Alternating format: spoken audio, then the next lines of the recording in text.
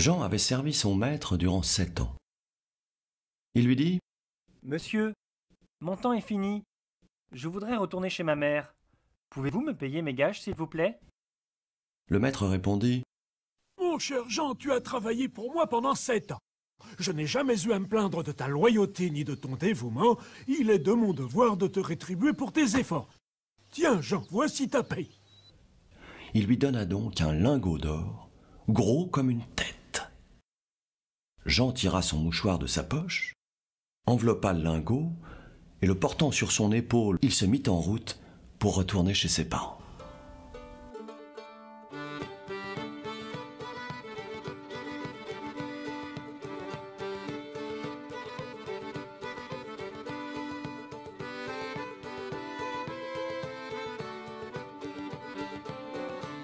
Il y avait une fontaine Aux oiseaux.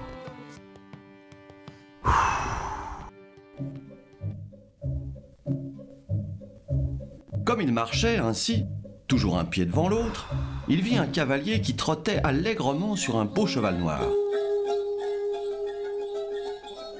Oh, quelle belle chose que d'aller à cheval. On est assis comme sur une chaise. On ne bute pas contre tous les cailloux du chemin. On épargne ses souliers et on avance vite. Le cavalier, qui l'avait entendu, s'arrêta et lui dit : « Hé, Jean, pourquoi donc vas-tu à pied ? » Il le faut bien. Je dois porter à mes parents ce gros lingot. C'est de l'or, c'est vrai. Mais il n'en pèse pas moins sur les épaules. Je n'en peux plus. J'ai le dos en miettes. Si tu veux, nous échangerons. Je te donnerai mon cheval et tu me donneras ton lingot. De tout mon cœur. Mais vous sentirez votre charge, je vous préviens. Le cavalier descendit, et après avoir pris l'or, il aida Jean à monter sur sa nouvelle monture. Il lui mit la bride à la main en disant : « Maintenant, quand tu voudras aller vite, tu n'as qu'à faire claquer ta langue et dire hop, hop !»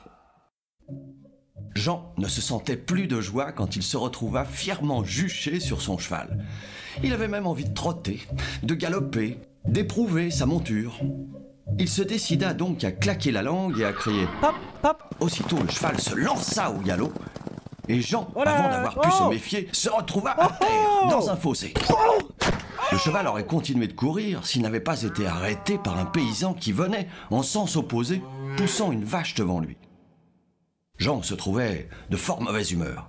Il se releva comme il put et dit au paysan : « Oh, c'est un triste passe-temps que d'aller à cheval. Oh, surtout quand on a affaire à une mauvaise bête comme celle-là, qui vous jette par terre au risque de vous rompre le cou.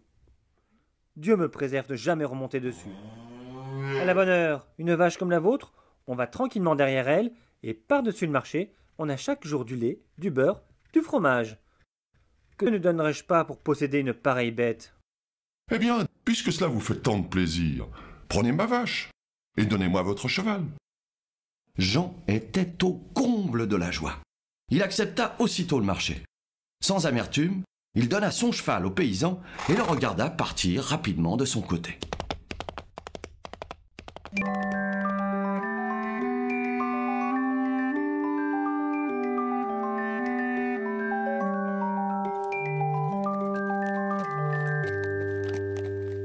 Jean conduisait sa vache devant lui, en songeant à l'excellent marché qu'il venait de faire. Un simple morceau de pain et je ne manquerai de rien, parce que j'aurai toujours du beurre et du fromage à mettre dessus. Et si j'ai soif, je trais ma vache et je bois du lait. Que peut-on désirer de plus ? À la première auberge qu'il rencontra, il fit une halte et consomma joyeusement toutes les provisions qu'il avait prises pour la journée. Pour les 2 liards qui lui restaient, il se fit donner un demi-verre de bière, puis reprenant sa vache, il continua son chemin.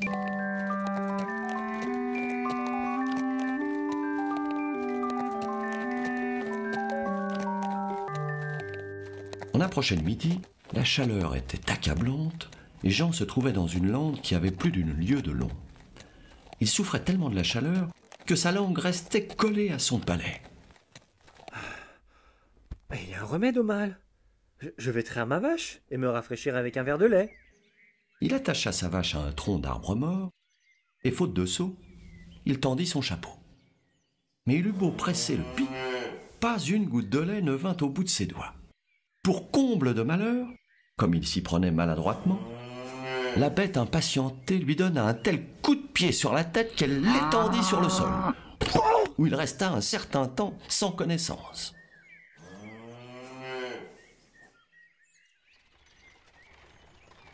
Il fut heureusement relevé par un boucher qui passait par là, portant un petit cochon sur une brouette.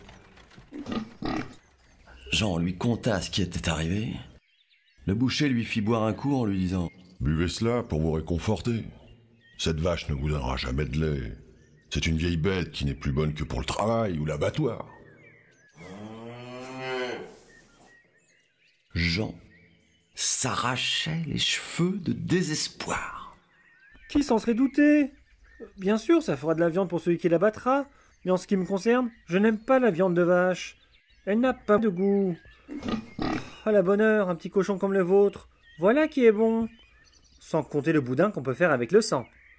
Écoutez, Jean, pour vous faire plaisir, je veux bien troquer mon cochon contre votre vache. Que Dieu vous récompense de votre amitié pour moi, répondit Jean, et livra sa vache au boucher. Celui-ci posa son cochon à terre et remit entre les mains de Jean la corde qui l'attachait. Trouvait-il une difficulté? Elle était aussitôt aplanie.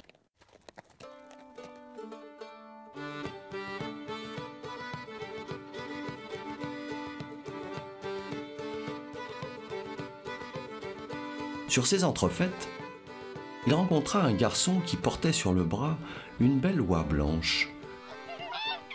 Ils se souhaitèrent le bonjour, et Jean commença à raconter sa chance et la suite d'heureux échanges qu'il avait faits. De son côté, le garçon expliqua qu'il portait une oie pour un repas de baptême. « Voyez, disait-il, en la prenant par les ailes, voyez le poids de cet animal. Il est vrai qu'on l'engraisse depuis 12 mois. Celui qui mordra dans ce rôti-là verra la graisse lui couler des deux côtés de la bouche. » Oui, dit Jean, la soulevant de la main. elle a son poids, mais mon cochon n'est pas mal non plus. Alors le garçon se mit à secouer la tête en regardant de tous côtés avec précaution. « Écoutez, dit-il, l'affaire de votre cochon pourrait bien n'être pas claire. Dans le village par lequel j'ai passé tout à l'heure, on vient justement d'en voler un dans l'étable du maire. J'ai peur, j'ai bien peur que ce ne soit le même que vous n'emmeniez. On a envoyé des gens battre le pays. Ce serait pour vous une vilaine aventure, s'il vous rattrapait avec la bête. Le moins qui pourrait vous en coûter serait d'être jeté dans un cul de basse-fosse. » Hélas, mon Dieu, ayez pitié de moi. Répondit le pauvre Jean, qui commençait à mourir de peur. S'il vous plaît, prenez mon cochon et donnez-moi votre oie. C'est beaucoup risqué. Mais s'il vous arrivait malheur, je ne voudrais pas en être la cause. Et prenant la corde, il emmena promptement le cochon par un chemin de traverse, pendant que l'honnête Jean, dégagé d'inquiétude, s'en allait chez lui avec son oie sous le bras.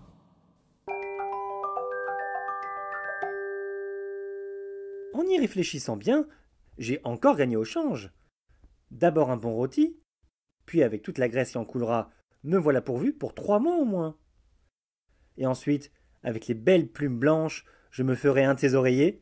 Je n'aurai pas besoin qu'on me berce pour dormir. Quelle joie pour ma mère!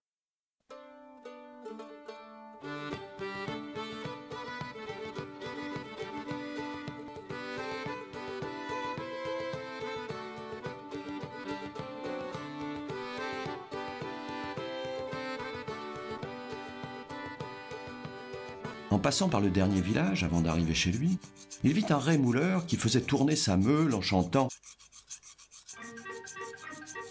Aiguisé, aussitôt, repassez vos couteaux, sur ma meule ils brilleront bientôt. Aiguisez vos couteaux, plus j'aiguise, plus le ciel est beau. » Jean s'arrêta à le regarder et finit par lui dire « Vous êtes joyeux à ce que je vois. Il paraît que le travail va bien. » Oui, c'est un métier d'or. Un bon rémouleur est un homme qui a toujours de l'argent dans sa poche. Mais où avez-vous acheté cette belle oie? Je ne l'ai pas achetée. Je l'ai eue en échange de mon cochon. Et le cochon? Je l'ai eu pour ma vache. Et la vache? Pour un cheval. Et le cheval? Pour un lingot d'or, gros comme ma tête. Et le lingot? C'était mes gages pour 7 ans de service. Je vois que vous avez toujours su vous tirer d'affaire. Maintenant, il ne vous reste plus qu'à trouver un moyen d'avoir toujours la bourse pleine, et votre bonheur est fait. Et lequel? Il faut vous faire rémouleur, comme moi. Pour cela, il suffit d'une pierre à aiguiser. Le reste vient tout seul. J'en ai une, un peu ébréchée, il est vrai, mais je vous la céderai pour peu de choses. Votre roi, seulement. Le voulez-vous? Cela ne se demande pas. Me voilà l'homme le plus heureux de la terre. Au diable les soucis quand on a toujours les poches pleines. Il prit la pierre et donna son oie en paiement. Tenez, lui dit le rémouleur en lui donnant un gros caillou qui se trouvait à ses pieds. Je vous donne encore une autre bonne pierre par-dessus le marché. On peut frapper dessus tant qu'on veut. Elle vous servira à redresser vos vieux clous. Emportez-la avec soin. Jean se chargea du caillou et s'en alla le cœur gonflé et les yeux brillants de joie. Ma foi, je suis né chanceux. Tout ce que je désire m'arrive, ni plus ni moins que si j'étais né un dimanche.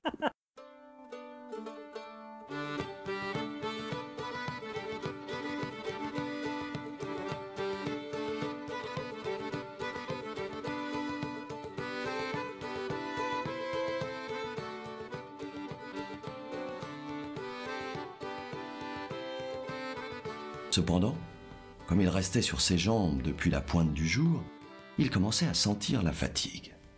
La faim aussi le tourmentait, car dans sa joie d'avoir acquis la vache, il avait consommé toutes ses provisions d'un seul coup. Il n'avançait plus qu'avec peine.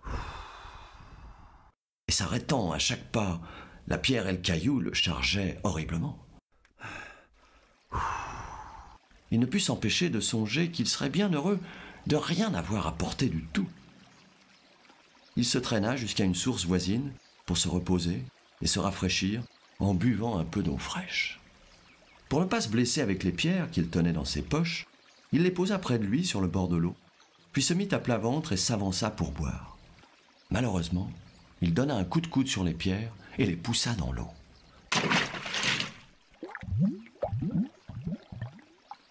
Pourtant, en les voyant disparaître sous ses yeux, il sauta de joie et les larmes aux yeux remercia Dieu qui lui avait fait la grâce de le décharger de cette charge incommode sans qu'il n'eût rien à se reprocher. Il n'a pas sous le soleil un homme plus chanceux que moi. Puis, délivré de tout fardeau, le cœur aussi léger que les jambes, Jean continua son chemin jusqu'à la maison de sa mère.